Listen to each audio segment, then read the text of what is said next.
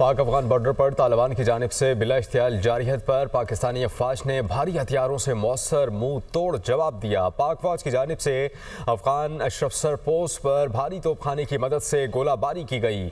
गोलाबारी से अफगान तालिबान की अशरफ पोस्ट मुकम्मल तौर पर तबाह हो गई। अफगान तालिबान और फितनल ख्वारिज के दहशत गर्दों को शदीद जानी और माली नुकसान उठाना पड़ा। पाक फौज के जवान मुल्की सरहदों की हिफाजत के लिए मुकम्मल चौकस और मुस्तैद हैं। पाकिस्तान के गयूर अवाम अपने फौजी जवानों को वतन की हिफाजत पर सलाम पेश करते हैं।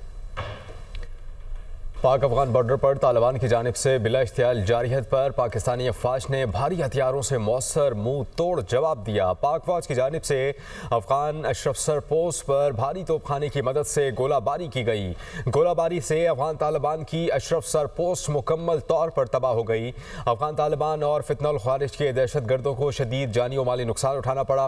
पाक फौज के जवान मुल्की सरहदों की हिफाजत के लिए मुकम्मल चौकस और मुस्तैद हैं। पाकिस्तान के गयूर अवाम अपने फौजी जवानों को वतन की हिफाजत पर सलाम पेश करते हैं।